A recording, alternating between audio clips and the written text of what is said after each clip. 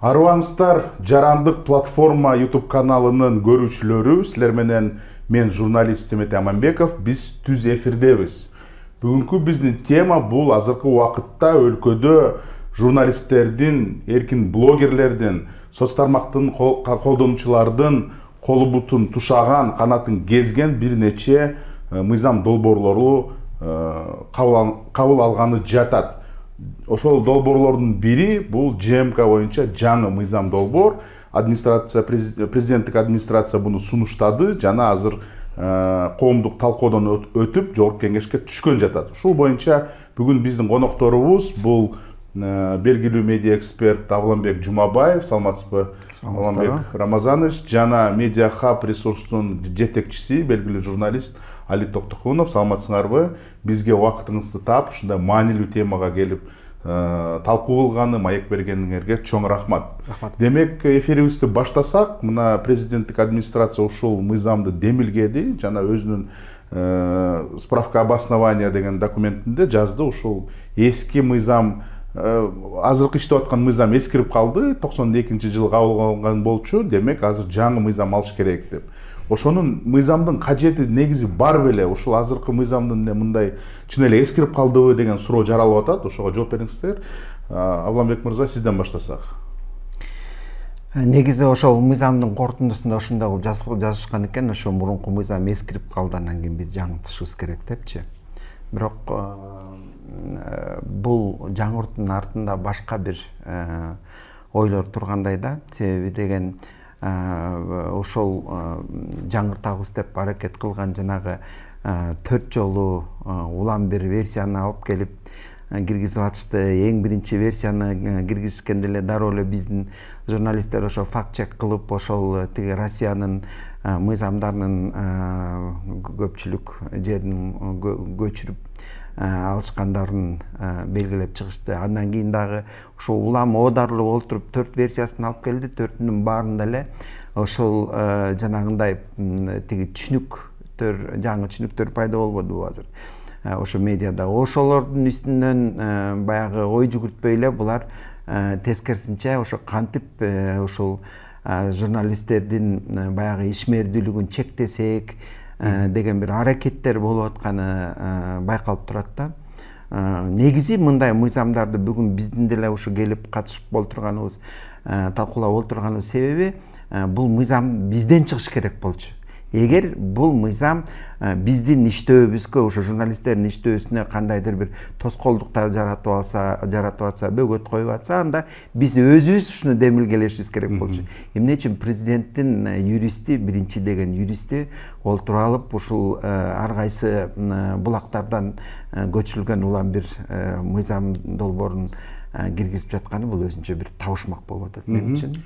Рахмат. Мына бир нече журналисттер, медиа эксперттер, юристтер ошол жумушчу топко кирип, ошол жактан биздин үнүбүздү укпай калды, биздин берген сунуштарыбызды кабыл алган жок деген ошентип президентке кайрылды. Демек биздин жумушчу топ толук кандуу иштеген жок. Жалаң эле бул президенттик администрациянын өзүнүн бир мыйзам долбоору болуп калган деген кайрылуу кылышты. Ошондо Али мырза, сиз мындай жөнөкөй элге жалпак тили менен айтып бере аласызбы? Кандай негизги тобокелчиликтер бар? Жалаң журналисттерге эмес, мүмкүн жалпы жарандарга ушундай залакасы тиеби деген сөз. Сиздин сөзүңүзгө улай, мен бир нерсени белгилеп кетейин. Ушул мыйзамды демилгелеп чыккандан кийин президенттик администрациянын ошол укуктук бөлүмүн башкарган Укушев деген киши. Анан президент жумушчу топ түздү да, иштеп, мындай кемтигин түздөгүлө дегендей. Ага журналисттер кирди, ошол эле Укушев кирди, министрликтердин өкүлдөрү кирди. Анан бир топ 5 жолу өзгөртүү болду. Бирок ошол эле учурда журналисттер жана ошол журналистикага тиешеси бар адамдардын сунуштары өткөн жок. Бул жерге көрөрмандарга так айтып кетейин. Андан тышкары алар эле эмес, өз ара дагы ошо мамлекеттик органдардын ичинде каршы чыгуулар болду. Юстиция министрлигинин өкүлдөрүнүн сунуштары, Маданият министрлигинин өкүлдөрүнүн сунуштары өткөн жок. Мындайча айтканда, улардын ичинде дагы мындай карама каршылыктар бар. Мамлекеттик чиновниктер өздөрү бул мыйзамдын туура эместигин баса белгилеп атышат. Алар могул жер туура эмес деп атышат. Мындай баш оору жаратат деп атат. Буга дагы да кенен токтолот. Анан Мен башында эле бир нерсени белгилеп кетейин. Эл эмне үчүн азыр ушул маалымат таратуучуларга же ошол журналисттерге, блогерлерге суроо талап күч. Себеби дегенде эл билгиси келип атат. Мамлекетти ким урдап атат? Мамлекетте ким мыйзамды бузуп атат? Эл ошону коомдук пикир менен жазалагысы келип атат. Эл мамлекеттин биртке тыйынын, өзүнүн чогулткан салыгын көзөмөлдөп тургусу келип атат. Мамлекет өнүксө деп атат ошол аркылуучу. Биз көзөмөлдөп мындай ар бир тыйынга чейин урдатпай, натыйжада ошол аркылуу мамлекетти көтөрсөк деп атат. Эмне болуп атат? Ошонун арты менен уурулуктардын бети ачылып атат, шылуундуктардын бети ачылып атат. Ошонун арты менен коррупционерлерди безге сайгандай иштер жүрүп атат. Натыйжада журналисттердин, блогерлердин ролу коомчулуктун алдында күчөп кетти. Мындай жарандык көзөмөл күчөп кетти. Ошон үчүн жанагындай айрым ууру чиновниктердин же ууру депутаттардын, же алардын табакташтарынын жаны чыгып атат. Ошон үчүн колунда бар бийлигин пайдаланып, алар түрдүү мыйзамдар менен ошол элдин колунан микрофонун жулуп алгысы келип атат. Журналисттерди түрдүү жол менен сүрүп чыгарып, оозун жапкысы келип атат. Ушул эле, өзөгүн карап көрсөк ушул эле. Биз билебиз да, Акаевдин доорунда адамдар мындай өздөрүнүн укугун талашып, же өздөрү бир нерсени мындай билгиси келген кыймылдар азыраак болчу, мындай активдүү эмес болчу элдин катмары.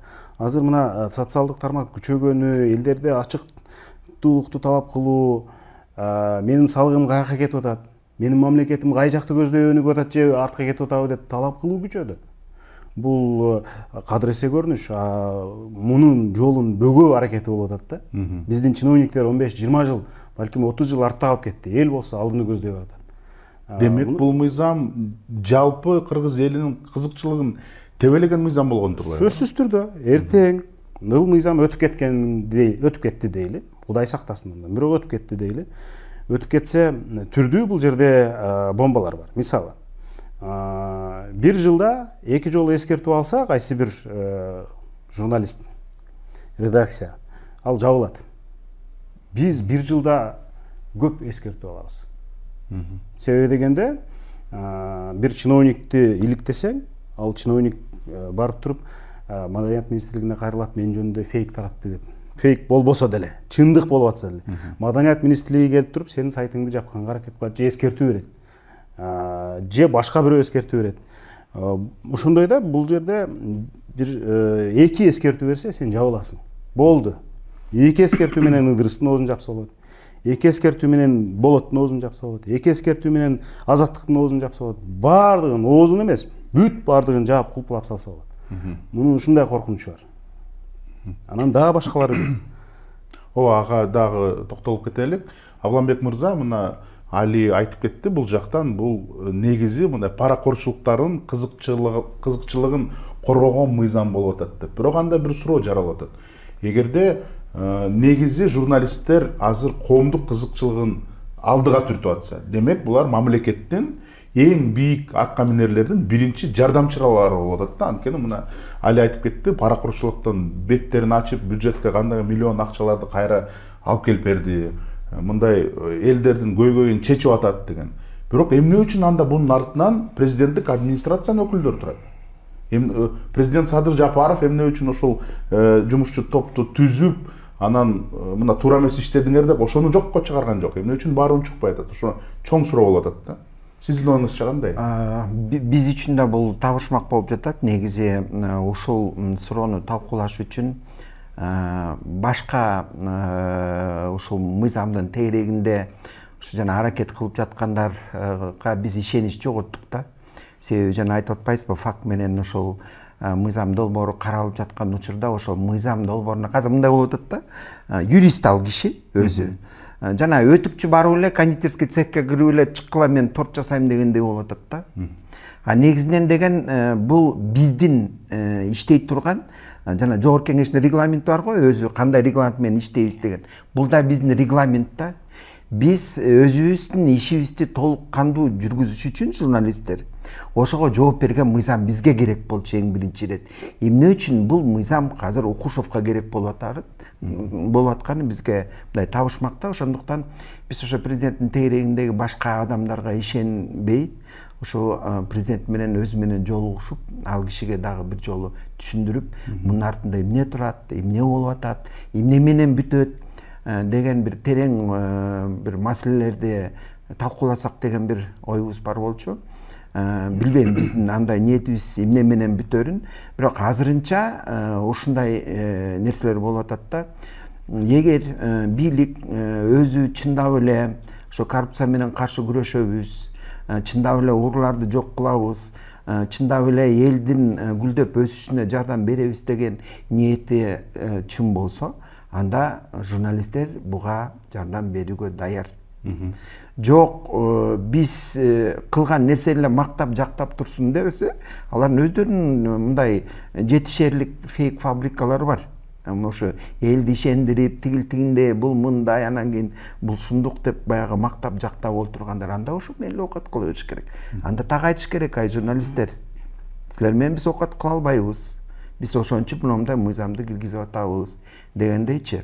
Бирок бул жерден биз тирешип, же болбосо жок силердики туура эмес, биздики гана туура деп биз өзүбүздүн оюбузду гана мындай илгерилетели деген ой жок. Ушул эле азыркы эле бийликтин учурунда мен бир нече мындай оң жакшы кейстерге кайрылып кетейин. Ошо баарыбыз тең, журналисттердин баары биригип ошо башыбызды бириктирип иштеген. Айталык, ушул Тажикстан менен Кыргызстандын чек арасында бир топ ушул окуялар болду. Ошол маалда ошол тажик тараптагы биздин кесиптештер алдын ала даяр экенин биз байкадык да, көрдүк. 3 күн ушул президенттин администрациясынын басма сөз кызматы эмне кылат деп карап отурдук. 3 күндөн кийин башка баягы эл аралык дүйнөлүк маалымат агенттиктери эмес, мына өзүбүзгө эле өнөктөш деген Россиянын маалымат агенттиктери кыргыздарды оккупант деп жазып баштады. Айланайын, биздин өзүбүздүн жерибизде өзүбүздү баскынчылар деп Россиянын агенттиктери жазып баштаганда ошондо биз чыдаган жокпуз. Баарыбыз тең ошол жерден чогулуп, баягы башыбызды бириктирип, ошол Тажикстан тарабынан, Тажикстанда биздин кесиптештер тарабынан таркатылган фейктердин баарын жокко чыгарып биз аракет кылдык. 3 күн мамлекеттик ЖМКлар унчуккан жок. 3 күн ЖМКлар эмес, президенттик администрациянын басма сөз кызматы ошол жерде. Жана Байтерек деген бирөө бар, КТРде жана алып баруучу болуп иштеп жүргөн. Ошону алып келип олтургузуп койду эле, ал эчтеке кыла алган жок. Бул деген тажрыйбасыз адамдарды мындай жооптуу кызматтарга олтуруш бул опурталдуу нерсе экенин ошондо көрсөттү. Мына ошол маалда биз баарыбыз тең башыбызды бириктирип, кыргызча, орусча, түркчө, англисче, тажикче жазып, анан кийин ошолдон баштап иштеп баштадык. Мен ойлойм бир ошо 3 күндүн, 5 күндүн ичинде биз ошол дүйнөлүк баягы маалымат мейкинде эмне болуп атса, ошону баягы кандайдыр бир деңгээлде Кыргызстандын баягы кызыкчылыгын илгерилете алдык да. Же болбосо дагы бир окуяны айтып кетейин. Мынакей Алматыда январь айында былтыр дагы баягы жагымдуу эмес бир окуялар болгон. Ошол митингдердин артынан жанагы тоноолор болуп, анан кийин ошо биздин эле ушул бир тууган коңшулаш өлкө бул тоногучтар биздики эмес, кыргыздар келип тоноп кетти деген террорист келди деген ошондой маалыматтык бир кампания башташканда, анда дагы ошол журналисттер эле эмес, эркин эле журналисттер эмес, ошол чыгармачыл адамдар дагы чогула калып, биз анда дагы ошол биздин коңшулаш өлкөлөрдүн баягы аракеттерине бөгөт коюп, анда дагы биз көп аракеттерди кылдык. Эми ошону карап турсаңар, ошол маалда жанагы окурмандары аз, көрөрмандары аз, ошо мамлекеттик жалпыга маалымдоо каражаттарынын ушул күчү жетет беле ошондой чоң мейкиндикке чыгып, ошондой кампанияларды жүргүзүп, кыргыз элинин намысын, кыргыз элинин ошо аброюн коргой турган. Кандайдыр бир ушундай бир учурларда биз бирге калып, баарыбыз тең бир жака басып, баарыбыз ошо кыргыз эли үчүн момундай аракеттерди кылганыбыз эмнеге үчүн унутулуп калат дагы. Анан кийин ошентип журналисттер ошо бийлик тарабынан айтылган жанагындай коррупцияга каршы күрөшөбүз деген баягы ойлорун илгерилетип, ошого жардам берип келаткан журналисттердин bir oozun жабуу bir аракеттери болуп жатканда bir элес калтырып атат, ошондой ой калтырып атат. Ошондуктан бул жагынан ошол биз туура эмес кадамдар болуп атканын көрүп, ошол биз өзүбүздүн оюбузду айтышыбыз керек. Себеби бул биздин мейкиндик, биз иштеген жер. Бизге өтүкчү же болбосо билбейм, фермерби же башкасы болуп келип мындай иштерди жүргүзбөш керек. Ошол эле жана фейктер болгон мыйзам жөнүндө айта турган болсок, ошол баягы өмүр бою бизнес кылып келген депутат айым келип туруп, ошол мыйзамды илгерилетти эле, аягы эмне менен бүтүп атат. Фейктер азайып калдыбы? Шайлоо учурунда көргүлөчү кандай фейктер жадырап чыгып атат. Жанагы саясат топтору бири-бири менен кармашып, бири-бири менен урушуп, жанагы кастык тилди колдонушуп, өлтүрүп кетебиз, асып кетебиз, анан тигинтип кетебиз, минтип кетебиз. Ошол нерселердин баары журналисттердин дагы атын айтылып жатат, бирок ошондой учурда эмнегедир ошо бийлик тарабынан ошол коомдук тартипке жооп бере турган органдардын бир кыймыл аракеттерин көргөн жокпуз биз эмнегедир. Рахмат. Айтор ушул фейктердин мыйзамына кошуп кетсем, мына фейктердин мыйзамына чалынган, жабылган, бөгөттөлгөн бул азаттык болду. Фейк эмес, дүйнөлүк бүт баарына белгилүү медианы фейктердин закону менен жазады деген ушундай бир өзүнчө цирк шапито кылышты да. Бул баарына, дүйнөнүн баарына шылдың болдук деп ойлойм. Али мырза, мына бул жакта баары бул чабып отурушат. Ооба. Фейк фабрикалар чыныгы редакция жабылып кетти. Албетте, фейк фабрикалар өнүгүп тамыры кайерге жеткенин билебиз биз. Анан Авланбек мырзанын сөзүнө бир нерсе кошумчалап кетейин. Мындай логика менен карап көрсөк, мен дагы деле ишенгим келбейт ушул мыйзам президенттин өзү тарабынан жеке чыгып атканына. Себеби дегенде менин оюмча президент ушул маалыматка, эркин маалымат каражаттарынын оозун жаап койгонго муктаж деле эмес. Себеби дегенде мына Бириккен Улуттар Уюмунун бул жактагы өкүлчүлүгү могу мыйзамыңар болбойт деп туура эмес деп атат. Эл аралык коомчулук, чек арасыз кабарчылар уюму сыяктуу уюмдар айтып атышат. Андан тышкары мына журналисттер, коомчулук, эл арасындагы аттуу баштуу адамдар айтып атат. Анан сөз эркиндигине доо кетирди, бул сын айткандардын баардыгын оозун жаап атат деген сөзгө деле калгысы келбейт менимче президент. Андан тышкары дагы бир башкалардан айырмаланган жагдай, азыркы президент Садыр Жапаровдун өзүн сындан коргоо мүмкүнчүлүгү жогору. Фейсбукка пост жазат, өзү отурат. Же мындай такай интервьюларды берип турат дегендейчи. Мындай жүйөлөп түшүндүрүп, такай жооп берип турат да, мурда акыркы президенттерден айырмаланып. Анан ушул учурда ага мындай сын айткандардын оозун жаап коюу зарыл эмес. Экинчиден, президенттин сөзүн көбүрөөк ошол эркин медиадан окушат. КТР, МТР башкаларга караганда эркин медиадан окушат. Бул жагын баса белгилеп кетейин. Анан менин оюмча ушул эми анын айланасында таасир этүүчү күчтөр бар да. Ошол таасир этүүчү күчтөрдүн арасындагы жемкорлор, уурулар, тилекке каршы кирип алгандар, ошолор эле кадимкидей кемени чайпап, моуну түртөлүү, моундай мыйзамды кабыл алалы деп көндүрүүгө аракет кылып аткан болушу мүмкүн. Жанагыл жумушчу топту түзүп, ал жака журналисттерди киргизип, президент указ чыгарбады. Ошон үчүн баягы же ал жакты кыя албай, же бул жакты кыя албай, ошондой топ түзгөн болушу мүмкүн президент. Мен дагы деле ишенгим келет. Аягында барганда өзү окуп, анализдеп чыккандан кийин бул коомчулуктун, элдин сөз эркиндигинин пайдасына чечим чыгат деген ойдомун. Мыйзам четке кагылат деген үмүттөмүн. Андай болбой кала турган болсо, анда негизсиз эле зарылдык жок туруп эле бул президент анда элдин оозун жапкан болот. Ага зарылчылык барбы жокпу? Жок да зарылчылык. Анан дагы бир нерсе ушундан улам. Бул эми максаты эмне бул мыйзамда? Ошол жанагы ууруларды, коррупционерлерди иликтегендер азайса же иликтей албай калса деген ниет да турабы? Ошондой ойдо баратышат да. Бул жөн гана агония алардыкы. Ушундай мыйзамдардан бир эмес 10 кабыл алсын. Аларды биздин коррупционерлерди иликтеш оңой эле. Аларды жанында жүргөндөр сатат. Алардын кылыктарын карапайым эл билет. Алар кайдан болбосун журналисттерди таап, маалыматтарды бере берет. Мага демектен мындай мыйзамдардан каша кармап алсын. Аларды иликтеп, мындай кыңыр иштерин чыгаруу бул улана берет дагы деле. Демек мындай тек гана уурдабай коюш керек болду. Биз тиги журналисттердин оозун жаап койгондон кийин бияктан уурдай беребиз деп ойлобосун. Мындай мурдагы доор өткөн да. Мурда балким ошондой болушу мүмкүн эле. Азыр такыр мүмкүн эмес, такыр мүмкүн эмес. Мен акылым жетпейт да бир нерсени жаап жашырып, кыңыр ишин билдирбей уланып кете беришине.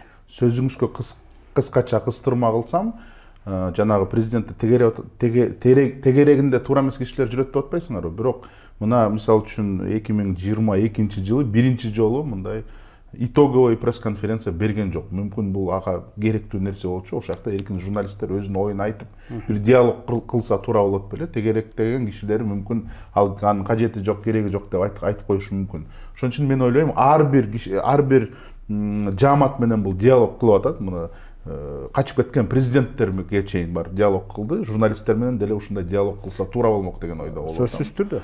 Анан сизге мындай суроо, мына иликтөө жөнүндө айтып кеттиңиз, бирок корутундусунда дагы, анан жанагы фейк фабриканын өкүлдөрү дагы жазып атат. Эркин журналистика Кыргызстанга кереги жок. Анткени силер жалаң негатив жазып атасыңар. Жалаң биз мына позитив жазып, мамлекетибиз өркүндөп атат, президентибиз иштеп атат, чиновниктер иштеп атат деп атса, силер жалаң негатив менен жала жаап, жалпы дүйнөбүзгө ошонун баарын буздуңар. Ошон үчүн баарыңарды жок кылыш керек деп эле ачык эле сүйлөп атат. Ошого ой карашыңыз кандай?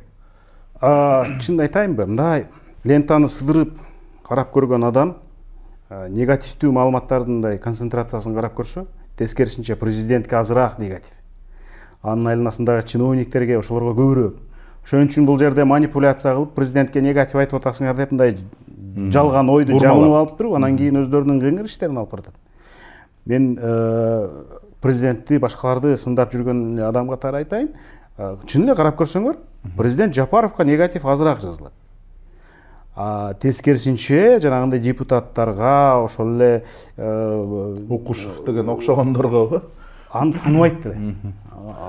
Башка мындай чиновниктерге, министрлерге дегендей негатив көбүрөөк да.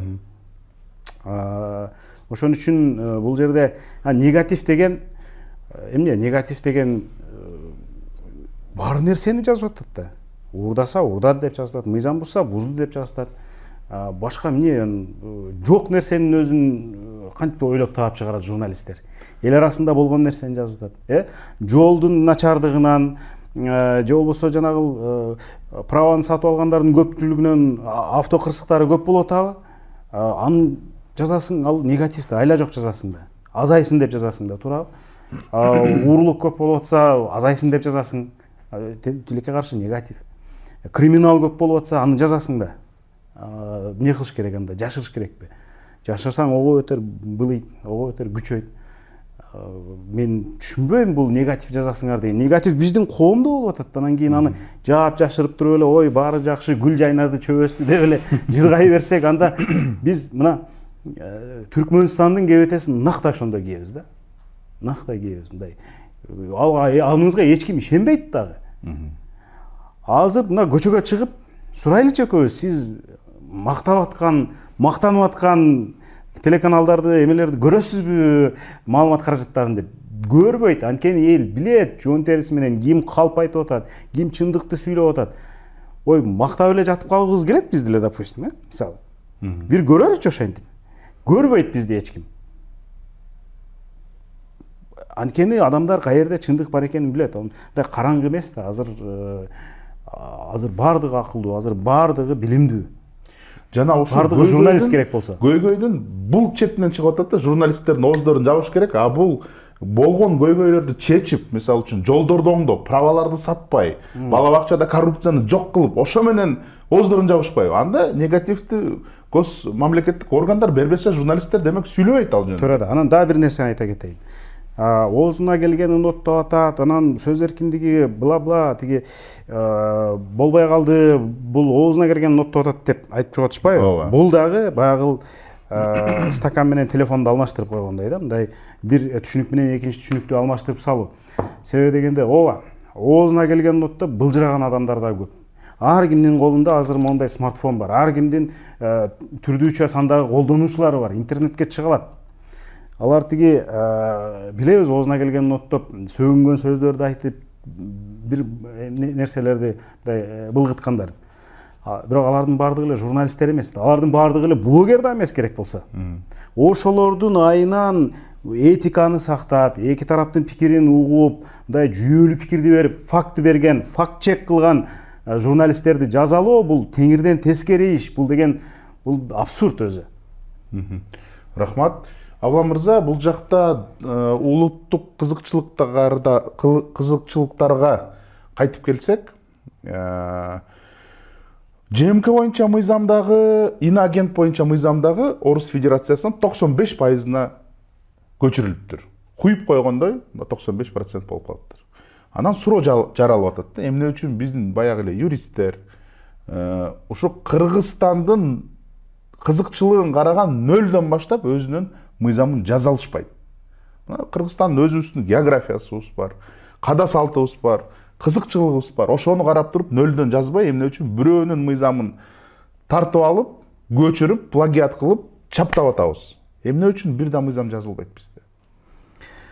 Негизи ошол бизге дагы табышмак болуп турат да. Мүмкүн жанагындай айтып атпаймынбы, эгер ошол бийлик тарабынан деле чындап эле ошол иштеп жаткан мыйзамдар баягы талапка жооп бербейт деген ойлору чын болсо, анда эмне үчүн алар бизге кайрылбай, анан кийин жанагынтип Россиядагы студенттердин дипломунан бери көчүрүп алып, анан жанагынтип концепция, анан кийин тиги бу деп ошолорду элге жарыялап атат. Негизи мындайга биздин журналисттер, жазган адамдар, ой жүгүрткөндү билген адамдар, ошондой эле мыйзамдарды жазып жүргөн, концепциялар жазып жүргөн менин кесиптештерим мындай нерсени өздөрү эле кылып беришмек. Негизи бул жерде азыр эч кандай диалог жок эле, бир тараптуу эле бир нерселер, кыймыл аракеттер болуп атат да. Мен мисалы Алиден айырмаланып, бийликке мындай баягы сын пикир айтып жүргөн кишилерде эмесмин. Мен тескерисинче ошол мамлекеттик органдардын ишмердүүлүгүн маалымат жактан колдоп жүрөм. 2013-жылы ошол бийлик аппаратынан кеткем. Ошондон бери ошол долбоорлор аркылуу ошол көптөгөн баягы мамлекеттик органдарга жардам бердим. Адам укугу боюнча ошол эле Минюста жардам бердик, Конституциялык палатага жардам бердик. Ошол маалда Конституциялык палата болчу. Андан кийин омбудсмен институтуна жардам бердик. Мынакей 2 жыл шайлоо менен алышып калдык. 2 жыл бою Борборлук шайлоо комиссиясынын ишмердүүлүгүнө колдоо көргөзүп жүрдүм. Азыр болсо экономика маселелери боюнча кылынып жаткан, мамлекет тарабынан кылынып жаткан аракеттерди дагы илгерилетип, ошол маалыматтык жактан колдоп жүрөбүз. Ошол чет элден көчүрүлүп алган мыйзам кыргыз элинин, жеринин, мамлекеттин кызыкчылыгын коргой аларбы? Эгер мынакей жанагы ошол мыйзам долбоорлорун биздин юристтер, ушул медиа тарапты жакшы билген, Укушев эмес, олтуруп алып, кабинетте олтуруп алып, ар кайсы жактан интернеттен издеп таап алып жазып аткан юристтер эмес, биз менен иштеп жүргөн, ошо маалымат мейкиндигин жакшы билген юристтер ошонун баарын талдап чыгып, биздин мынакей жанагы жумушчу топко кошулган биздин кесиптештер да бүт ойлорун айтып атпайбы. Анан кийин ошол нерсе кантип биздин өзүбүздүн элибиздин жерибиздин мамлекетибиздин кызыкчылыгына жооп берсин. Эмне үчүн ошол азыр ошо жалаң пропагандалык тил менен сүйлөп калган Россиянын тутумун биз кабыл алганга ушунчалык умтулуп атабыз, мен түшүнбөйм. Мен деле ойлойм, ушу Али туура айтып жатат, жанагы могу азыркы болуп жаткан нерселер боюнча менимче президент толугу менен маалыматы жок. Болбосо ал ушул элдин алдында, эл аралык баягы коомчулуктун алдында керек болсо айтып келип атпайбы, мен сөз эркиндигин колдоп келем депчи. Бирок тилекке каршы баары башкача болуп аткандай да. Ошол эле жана фейк мыйзамын алалык. Фейк мыйзамы бул деген жанагындай орустарды туурап эле административдик башкарууларды киргизип койду. Негизинен бизде толгон токой кодекстер бар. Толгон ошол жалпыга маалымат каражаттарын же болбосо журналисттин ишмердүүлүгүн эгер бирөөнүн баягы аброюна шек келтирген же болбосо башка бир терс көрүнүштөрдү кылган аракеттер болсо, аны ошол азыркы деле мыйзам базаларынын негизинде карап керек болсо жоопко тартса болот. Андан тышкары биз журналисттер өзүбүздүн жана башкаруу органдарыбызды өөрчүтүп жатабыз. Бизде комиссия бар, журналисттердин баягы ишмердүүлүгүнө даттана турган, жалпыга маалымат каражаттарына даттана турган комиссиябыз бар. Андан тышкары дагы көптөгөн ошо аянтчаларыбыз бар да, ошол жерден биз өзүбүз бири-бирибизди тизгиндеп, ай кесиптеш, мону туура эмес кылып атасың деп, биз өзүбүздү башкара турган жөнүбүз бар болчу. Мүмкүнчүлүгүбүз бар болчу. Эмне үчүн биз ошондой жолду көрсөтүп атсак, мисалы ошол эле бизге караганда баягы авторитардуу деп эсептелген Казакстанда мисалы, алар деген жанагындай элдин ошо маалымат жагынан баягы түшүнүгүн кеңейтиш үчүн атайын сабактарды, медиа сабаттуулук боюнча сабактарды жогорку класстарына киргизишкен. Эмне үчүн биз андай жол менен барбай, эмне үчүн биз элдин сабаттуулугун жогорулатары, кеңейтелик деген жол менен барбай, эмне үчүн биз баарын тең жазалап, оозун жаап, ушундай аракеттерди көрүп жатабыз. Ал орустардын модельдери өздөрүнүн орус модельдери. Алар азыр бирөө менен согушуп жаткан учуру. Ошондой учурда мүмкүн аларга ошондой нерсе керектир. А бизге эмне кереги бар? Биз өсүп өнүгөбүз деген өлкөдө тескерисинче мен дайым айтып келем. Биз деген бул ЖМК деген бул коомдун күзгүсү. Анан кийин ошол ЖМК мындай эки канаттуу куш ошол биздин өлкөнүн бүтүн тең баягы учуп жүрүп, ошол каерде эмне болуп атканын көргөзүү, реалдуу көргөзүү биздин максатыбыз да. Ошол куштун эки канаты болсо, бир жагы журналисттер болсо, мынакей айыл айтып атпайбы, азыр журналисттер абдан такшалган, жанагындай бардык жаңы инструменттерди колдонуп, жаңы технологияларды колдонуп иштеп атышпайбы? Жаап жашырса болбойт азыр эчтекени. Кыргызстан мындай жабылып калган өлкө эмес, алака бар, экономикалык да алака бар, социалдык да алака бар. Берден таппасак тиги жерден таба алат журналист маалыматты. Анан кийин али айткандай жанагынтип бири-бирине эрегишип отуруп, орун талашышат, жанагындай ресурстарды талашышат. Ошентип отуруп журналисттер эмне асмандан түшүп атыптыр, журналистке фактылар ошол эле адамдардан келип атат. Ошондуктан азыр монтип жаап жашырып оокат кылыш болбойт. Анан мен айткандай жанагы бир куш учуп, ошол кайсы жерде эмне болуп атканын көрүп турса, ошол бир канаты журналисттер болсо, бир канаттары ошо мамлекеттик жанагы басма сөз кызматтары. Биз дагы мынакей 4 жылга жакындап калыптыр. Кечээ күнү эле ошо 50ден ашык жалпыга маалымат каражаттары менен ошо окутуу семинарларын жүргүзүп келдик да.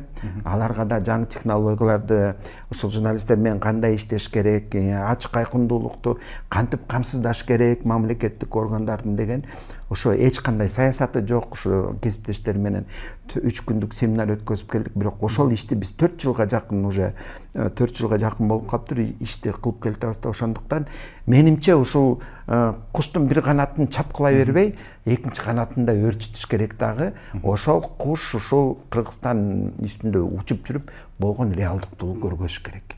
Рахмат. Мен толуктап кетейинби? Аланбек байкенин айтканын колдоп бир нерсени айтайын да. Эми жыйынтык эмне болду деп мындай карайлы да, ошо мыйзам кабыл алынды дейли. Мисалы ошол эле орустарда ошол орустардан көчүрүп келип жасап атпайбызбы? Анан казга теңелип карганын буту сыныптыр деген макал бар.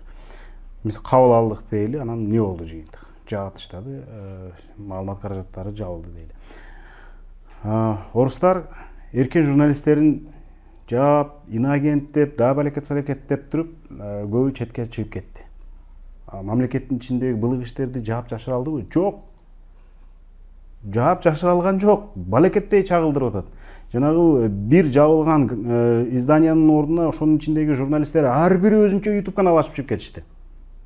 Миллиондогон көрүүлөрдү топтоп, азыр тескерисинче элдин кызыгуусун арттырып, эл аларды издеп көрө тургандай болуп калды да. Орусиянын ичиндеги маалыматтарды алар эң жакшы алышат. Анан дагы бир нерсе. Орустарга мисалы үчүн баары бир болушу мүмкүн. Аларга сырттан инвестор канчалык зарылчылыгы деле жок болушу мүмкүн. Өздөрүнүн газын, мунайын, буудайын сатып жамбага бериши мүмкүн. Казга теңелип карганын буту сыныптыр дегенде ушуну айтып атам мен. Биз үчүн инвесторлор өтө маанилүү. Мына жакында эле Кыргызстандын сөз эркиндиги боюнча рейтинги 50 орун артка кетти. Муну көргөн инвестор үркпөйбү? Тарыхта биринчи жолу ошондой болду. Бул тарыхта биринчи жолу бир жылда 50 орун артка кетти. Сөз эркиндиги жок болсо, мени ал жерде мыйзамдар коргобосо, мени анан журналисттер аркылуу үнүм чагылдырылбаса, мен ал жакка барып акчамды салып, башымды балеге коем деп келбейт алар инвесторлор. Бул инвестор өтө зарыл нерсе. Ансыз бизде акча жүгүрбөйт, мындай тыйынтыпыр болбойт. Экинчиден, Кыргызстан жыл сайын бюджеттин жыртык тешигин ошол эле батыштан келген акчалар менен, грантыбы, кредитиби ошолор менен жабат. Жогорку кеңеш, өкмөт айылдарга чейин керек болсо таза сууга чейин ошол гранттын НПОлордун акчалары келет. Алар журналисттерге эле берип аткан жок. Ошонун баардыгы токтосо, биз мындай нар жагын да ойлошубуз керек да. Биз эгерде өзүбүздү өзүбүз камсыздаган, өзүбүзгө тың мамлекет болсок, бир жөн эле.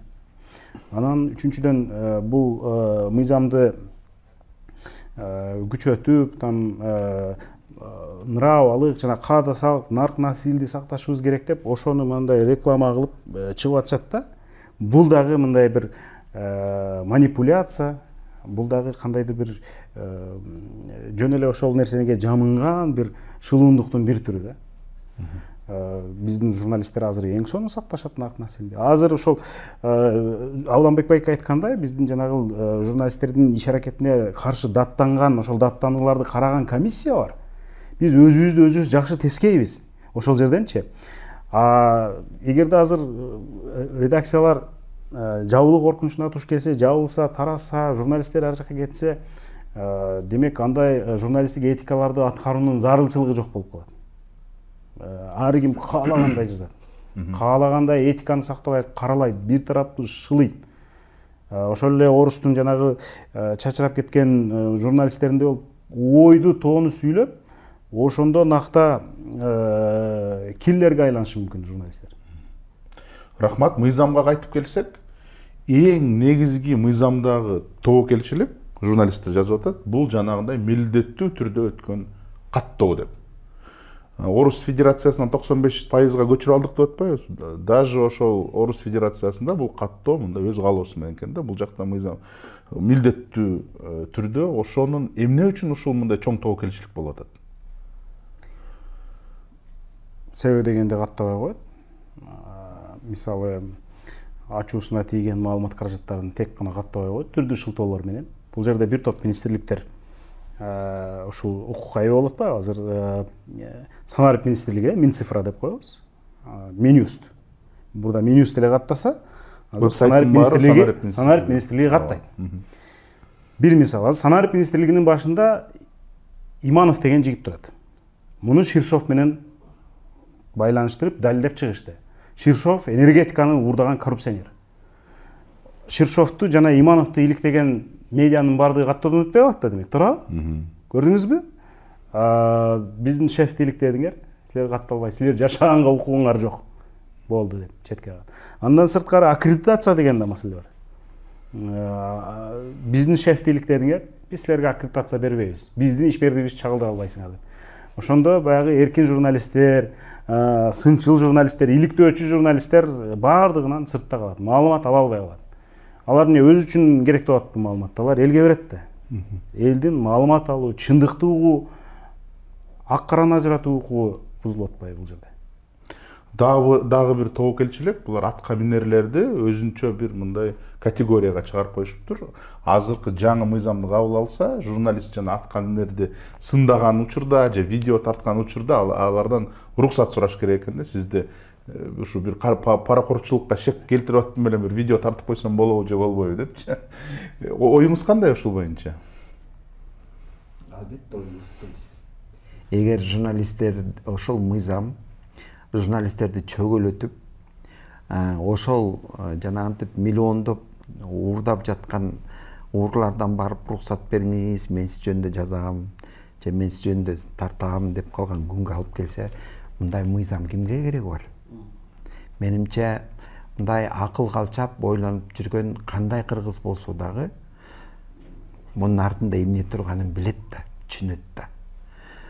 Ошондуктан ушундай сөздөр, ушундай ойлор керек болсо ошол президент жөнүндө да кандайдыр бир пикир жаратып атат да. Чын эле ушул президент ушундай нерсенин үстүндө турабы? Чындап эле ушул мыйзам кабыл алынса, журналисттер барып уруксат сурайбы ошол уурлардан? Анда журналистиканын эмне кереги бар Кыргызстанда? Анда айла айткандай баарыбыз таркап кетебиз. Эртең партизандык маалымат согуш башталат. Ошондо так накта басаламандык болуп турат. Азыр мына классикалык журналистика жашап жаткандыктан, жанагынтип фейк троллдор, жанагындай улам бир саясатчыга иштеп, кимге иштеп атканыбыз баарыбыз билебиз. Канча алып атканын баарыбыз билебиз. Эмне үчүн ошону жазып атканын билебиз. Баягы шайлоо учурунда түшүнүктүү эми партиялар жанагындай саясий күчтөр топтолушуп, анан кийин ошентип блогерлерди жалдап жаздырып атышат да. Бирок саясий андай компания жокту деле жазып атышпайбы? Эмне үчүн? Өткөндөгү байкап көрсөңөр, ошо социалдык тармактардан деле ушул токмоктогу бир атка минер кармалганда ошондо эле көрүнүп турду ким эмне иштеп атат, эмнеге иштеп атат, анын оппоненттерин эмнеге жазып атат, баары эле көрүнүп турат да. Эми бирок менимче азыр элде эле мындай маалыматты окуганда мындай тергеп, карап, талдап калышты да. Башкача айтканда ошо блогерлер жазып аткан нерсенин баары чын эмес экенин эл түшүнүп калды да. Текшерет да, сайтка кирип журналисттер далилдесе, анда чын экен. Далилдебесе фейк экен. Журналисттерди мындай маяк катары көрүп. Журналисттердин эмгектери пайда болгондо, ошо материалдарды окуганда деле баары эле көп эле түшүнбөйт, ушул нерсеге көңүл бурушпайт да. Ишенүү деген категория бар да. Ошого ишенеби, ишенбейби? Эгер кандайдыр бир ресурс, кандайдыр бир жалпыга маалымда каражаттары дайым эле бир жактуу кылып жана бир эле күчтөрдү колдоп жасай берсе, элдер түшүнөт. Бул буга иштеп аткан экен. Бул мунун телеканалы экен. Бул телеканал баягы мамлекеттик саясатты жүргүзүп атыптыр дегенчи.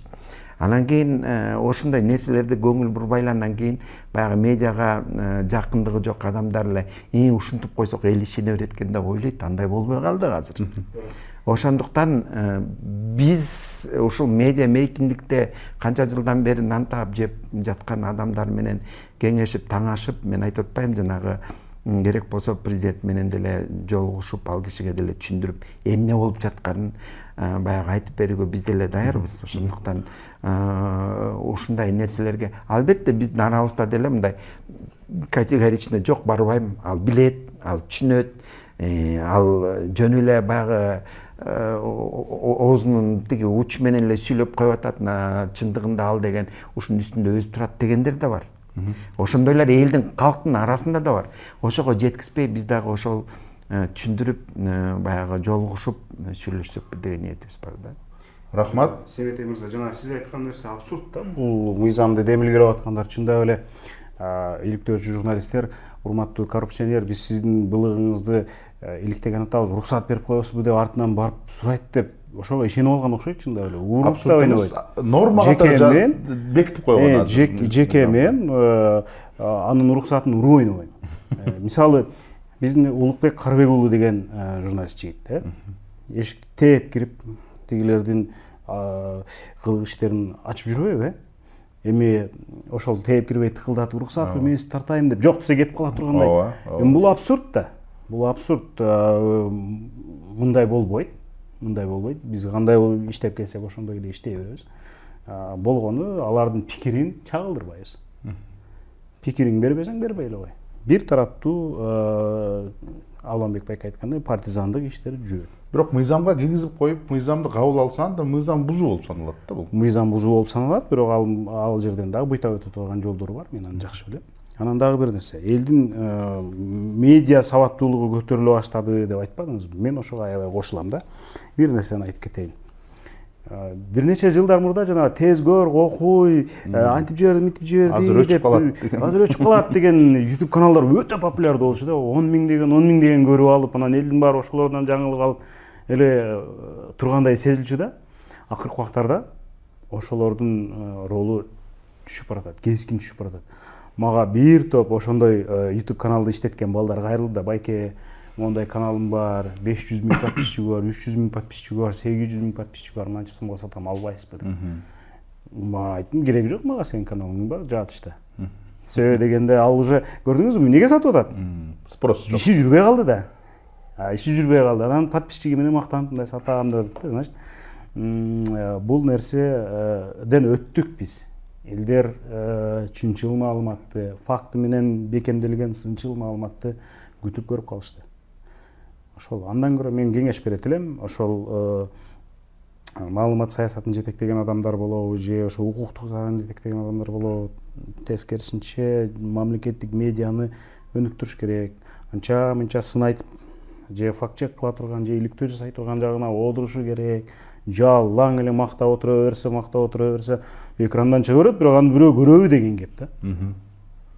Мына абсурдду айтып атасыз, дагы бир эки пункт айтып кетейин абсурд катары. Биринчиси, мисалы үчүн, соттолгон киши ЖМКны түзө албайт дейт. Ошол эле убакытта соттолгон киши президент боло алат же депутат боло алат. Эмне үчүн кылып атат? Бул журналистти соттоп, ЖМКсын жаап койгонго түзмө-түз жолду ачып атат. Экинчиден, каттоо өтүп атканда, азыр юридикалык фирманы каттаган абдан оор. ЖМКны каттаганга 2 эсе оор болот. Мына логикасы каякта? Бул юридикалык фирма, бул бизнес жасаган фирма. Эми түшүнүктүү, ар кандай нерселердин баарын, документтин баарын чогултуш керек. ЖМКга эмне үчүн ушундай татаал болуп атат? Сиз туура айтып кеткендей, бут тосуп каттабай койгонго. Ооба. Ошондой абсурд нормалар, бул 80% мыйзам бул ушундай абсурдный нормалардан турат. Дагы бир абсурд, сайттардын баардыгын маалымат каражаты кылып койду да. Ооба, Лалафого чейин. Лалафо болобу, же болбосо суу саткан сайт болобу, алардын баардыгын журналист кылып койду керек. Ооба. Демек, мындай жашоону татаалдатып атпайбы булчу? Мамлекет деген адамдардын жашоосун комфорт кылып мындай жеңилдетиш керек деп эскертем. Азыркы убакытта Кыргызстанда 13 миң сайт катталыптыр. KG зонасында. Ошонун баары ЖМК болуп калат экен. Анын баары качан каттоодон өтөт? Бул дагы жанагы көз карандысыз медиаларга жол бербей, мына баары каттоодон өтүп атат, убакыт жок болуп атат деген атайын мөөнөттү созгонго ушул жолго. Ооба, жанагы Минцифра, Минкульт, жанагы Минюст ошолор каршы чыгып атканын жүйөсү ушулар да. Булар жазып кое берет. Мисалы, Укушев жазып кое берет, мыйзамды аткарган ким? Аткарган ошолор да. Ооба. Эми элестетиңиз, кандай көлөмдөгү иш түшүп атат алардын башына. Болгондо да абсурддук иш түшүп атат. Урматтуу коноктор, биздин студияга көрүүчүлөрдөн суроолор түшүп атат. Убактыбыз болсо 1-2 суроону окуп койсок, бирөөсү Курбан Овжер 24 дейт. Орус тилинде жазыптыр, орус тилинде окуп койсом, оригиналдуу түрдө. Здравствуйте, задайте, пожалуйста, гостям следующий вопрос. Что нужно делать и что в принципе сейчас делается, чтобы образумить общество, дейт. чтобы большинство, чоң тамга менен жазыптыр, наших граждан понимали реальную угрозу от этого законопроекта, поскольку сейчас многие думают, что такие инициативы действующей власти их не затронут, хотя по факту это касается нас всех. Негизи туура суроону берип атат.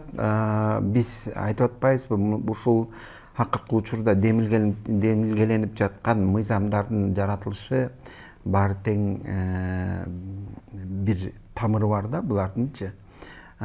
Бул өтө коркунучтуу мыйзамдар. Эл реалдуулукту көрбөй калат. Мындай система азыркы учурда ошол эле мурун СССРдин курамында болуп келген өлкөлөрдүн биринде бар.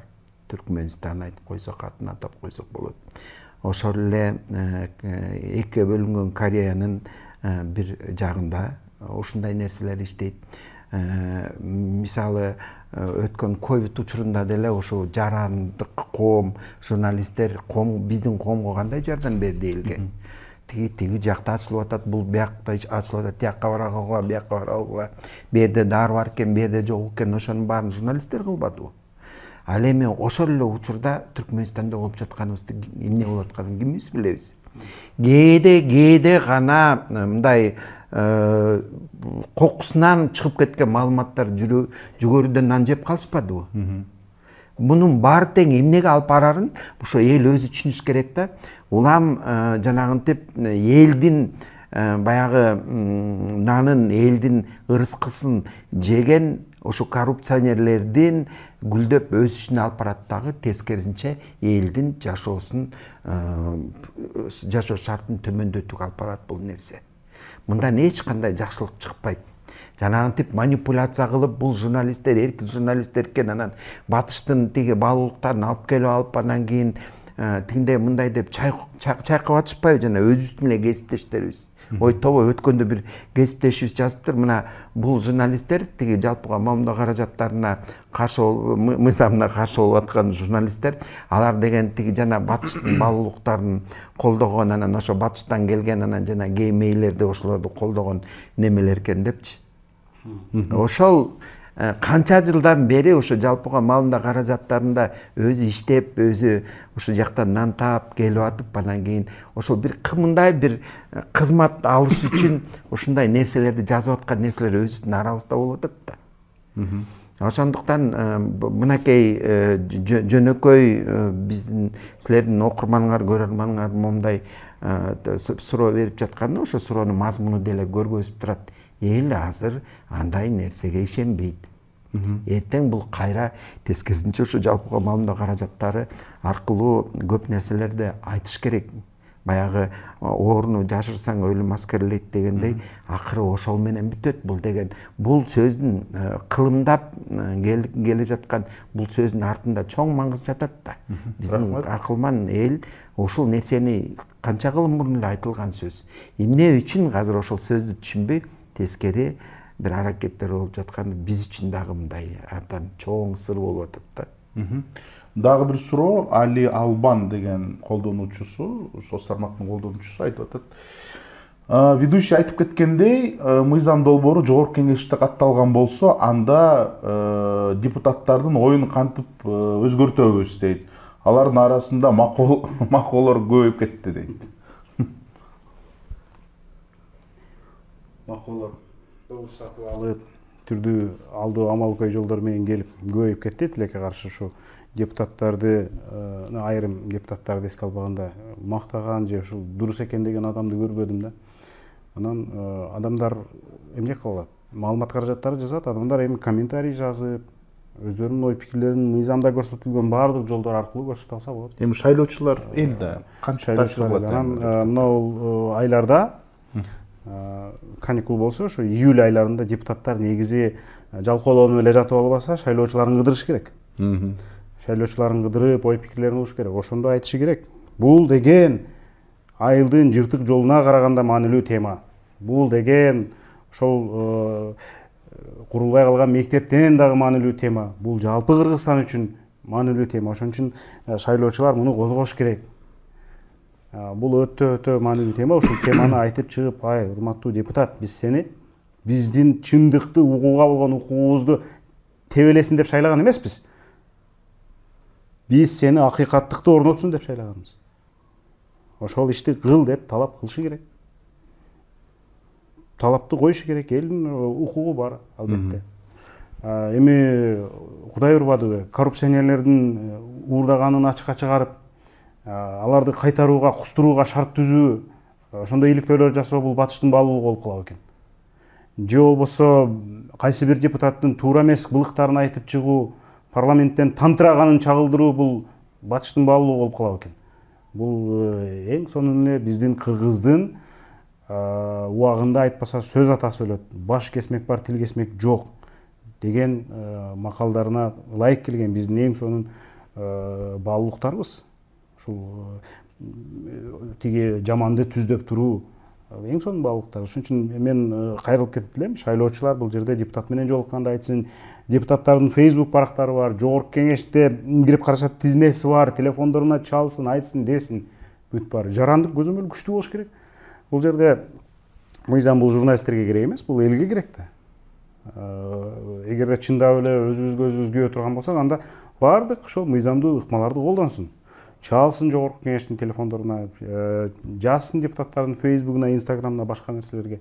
Анан көпчүлүгү баягындай таанымал адамдарды же баягы чоңдор деп коет эмес, ошолорду көргөндө эле мындай жалпактап эмей адат бар да, токтотсун ошону, бетине айтсын, оңдосун, мындай бир баарыбыз биргеликте көтөрөлү да өлкөнү.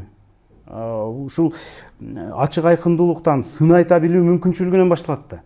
Анан Түркмөнстанга окшоп эле жалпылдап жата берсек, анда ошол Уланбайке туура айтат. Ковид жок бизде деп койду Түркмөнстан. Бир топ убакытка чейин, бир жылдан ашып. Түндүк Кореяда да бизде да ковид жок, бизде ковид келген жок деди. Биз билбедик канча эли кырылып калганын. Эч ким билбеди. Көрдүңүзбү, бир нерсе ушундай жабык коомдо керек болсо кырылып кеткенге чейин жетет адам. Рахмат, акыркы суроого өтсөк. Ирен 77 дейт, ал да орус тилинде экен. Какова позиция профессиональных журналистских организаций относительно данного законопроекта? Есть ли согласие или разногласия в их оценке, дейт? Эми разногласия деген жок. Баарыбыз эле түшүнүп турабыз. Мунун артында эмне болуп жаткан, бул жана здоровая журналистика деп сурап атпайбы? Биз баягы өзүбүз уюшулуп бул нерсени талкуулап атабыз. Депутаттар менен да жолугушууларды өткөзүп жатабыз. Биз ошол эле парламентте биздин ошо позициябызды канча депутат колдоорун билебиз, канча депутат колдобоорун билбейбиз, билебиз. Бирок ошол эле учурда мынакей жана мындан мурунку жанагы көрөрманыңар сурап атпайбы, келесолор көбөйүп кетти деп. Маколор. Маколор көбөйүп кетти. Эмне ошону журналисттер айтып атпайбы, маколор көбөйүп кетти деп. Ошол маколор өздөрү элдин алдында жанагынтип сөздөрдү айтып алып шермендөө болуп атышпайбы? Эми шайлоо учурунда эмне гана кылышпайт, жөө жалаң жүргөнгө да даяр, анан кийин шайланып келип алгандан кийин көлөччөндөр менин алдыма келбесин деген депутаттар болуп атпайбы азыр. Ошондуктан бул жерден биздин өзүбүздүн ошо журналисттер коомчулугунун позициясы бир. Кече күнү баягы жанагы мамлекеттик органдарда иштеп жаткан маалымат кызматынын кызматкерлери менен сүйлөшүп көрөлү. Алар деле түшүнүп турат. Ага чейин мынакей жанакы фейк жөнүндө мыйзамдарды кабыл алып жатканда деле биз ошо каржы министринин кызматкерлери менен сүйлөшкөнбүз. Жана санариптик маселелер боюнча министрликтин кызматкерлери, маданият министрлигинин менен да сүйлөшкөнбүз. Ошол жерден жанакы маданият министрлигинин орун басары айткан билдирүү кылган, бизде бул мыйзамды толук кандуу иштеп кетишинде ресурсубуз жок, адамдык да ресурсубуз жок, акчабыз да жок, техникабыз да жок деп. Ал ошондон кийин жумушунан кол жууп калды болуш керек, бирок ал ошондо чындыкты айткан. Кетти беле? Жумуштан кеткен. Мынакей ошентип албетте бул оңой жолду тандаган жатышат да буларчы. оозунан барып эле жаап коюп эле тияка тыгып бияка тыгып коймой эле бир ошол жолдон башка жолду көрбөй атышат да. Негизи башка жолу бар. Мүмкүн ал татаалыраактыр. Мүмкүн ал үчүн көбүрөөк күч керектир. Мүмкүн көбүрөөк баягы аракет кылып иштеш керектир. Бирок алар ошол жолго барбай эмнегедир бир оңой жолду тандап алышты. Эми жанагынтип айлайтып атпайбы, жанагы улуттук баалуулуктар, анан ушундук бир нерселерди жазып атышат. Керек болсо мына бүгүнкү күнү бул дагы реалдуулук. Такыр үй-бүлөнүн ичинде орусча сүйлөбөгөн, жалаң кыргызча сүйлөгөн үй-бүлөлөрдүн ичинде кичинекей балдар орусча тил чыгып атат. Эмне үчүн? Себеби биздин ушул өлкөдө жанагындай патриоттор ойлонбойт ошол нерсени. Ура патриоттор ойлонбойт ошол нерсени. Эмне үчүн кыргыздын үй-бүлөсүндө балдардын тили орусча чыгып атат? Себеби ошол YouTube'да олтурат кичинекей балдар. Азыр телефонду чукушуп баарын билишет. Ошол YouTube'дан синий трактор, анан кийин жолту тракторду көрүшүп, мына ошондой ырлар менен тили чыгып олтурат. Эмне үчүн ошол бийликте азыр ошо медиа тармагын тейлеген менеджерлер ошону ойлонушпайт. Эмне үчүн ошол Алинин мүмкүн сенин баягы тиги убактын көбү биздин сындаганга кетип атат. Андан көрө мону кылып берчи деп Алиге деле заказ кылса, Али деле ошондой материалдарды даярдашат. Эмне үчүн ушинтип журналисттер менен баягы кызматташуу жолдорун издебей, тескеринче журналисттердин оозун жаап койсок, ошол менен коомдогу баягы жаман-жуман нерселердин баары угулбай көрүнбөй калып эле, анан кийин мени мактаган эле нерселер болуп калат деп ойлоп атышат. Андай болбойт да. Чоң рахмат. Кыргыздар негизи мынакей биз сыймыктана турган Манасты айта турган болсок, бул ооз-2 чыгармачылык. Башкача айтканда, маалыматтагы ошондой ооз-2 желдей тарап келген элденбиз. Кыргыздар ошого көбүрөөк ишенет. Ошондуктан мындай кылып туруп журналисттердин оозун жапсак, анан кийин ошо менен токтоп калат эмес. Шибегене мүшөккө каталбайбыз. Кайеринен болсо тешип чыгат. Ошондуктан мындай жеңил желпең жолдорду издебей, ошо президенттин тегерегиндегилер делечи, ошо кичине иштеш керек, алган айлыктарын акташ керек. Ошон үчүн биз ошол дагы да жанатан бери мен келгенден бери айтып атам, ушул жөнүндө эгер президенттин өзү менен жолугушуп ушул нерселерди түшүндүрүп берсек, мүмкүн ал түшүнүп, анан кийин кичине башкача бир жолдорду издеп башташа белет депчи. А болбосо биз депутаттарга ишенбейбиз. Депутаттар ошол эле фейкти таап беришти. Депутаттар ошол эле жанагы сырткы агенттер деген мыйзамды демилгелеп жатышат. Ошол эле жанагындай элге тескеринче мамлекеттин колу жетпеген бейөкмөт уюмдардын кылып жаткан аракеттерин баарын кара кылып эле бир боек менен боеп коюп эле, анан кийин булар тигиндей отчет берсин, мындай отчет берсин деп кысымга алып атышат. Алар башка уюмдардай сыяктуу эле отчетторду берип келишет. Ошол эле улуттук статистикалык комитетке барса, ошонун базасында башкалар бергендей эле отчеттордун баары соп-сонун көрүнүп турат. Жок, булар деген жанагынтип баягы дагы бир кошумча инструменттерди басым кылып турган инструменттерди колдонуп ушундай аракеттер жүргүзүп жатышат. Чоң рахмат, урматтуу коноктор. Тилекке каршы биздин маегибиздин убакыты соңкуга чыкты. Ушундай абдан терең, туура, чынчыл талкуу болду. Дагы 2-3 саат сүйлөшсөк деле болот эле, бирок тилекке каршы ушу эфирдин убакытыбыз түгөндү.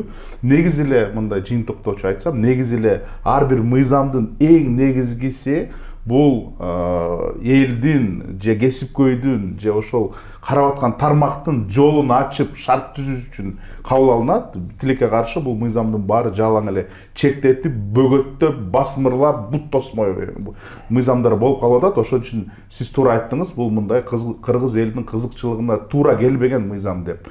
Мен ойлойм, мына урматтуу көрөрмандар аны да уктуп түшүнүштү, абдан жакшы даанышман сөздөр бул жактан айтылды. Жана мен дагы үмүттөмүн, журналисттер негизи артыбызда турган эл, жалпы кыргыз эл ушул тайманбас бир эбегейсиз бир позициясына, принципиалдуу позициясына туруп, паракорчулуктардын кызыкчылыгын корогон мыйзамга жол бербейт деген чоң үмүттөмүн. Демек, урматтуу көрөрмандар, биздин анонсторду карагыла, Жарандык платформасынын YouTube каналында ушундай чоң кеңири талкуулар болот. Абдан кызыктуу сөзүмдө жаңылып калдым, 1 сааттан бери сүйлөп атып, кызыктуу темаларга ээ болуп жатабыз. Саламатта калыңыздар.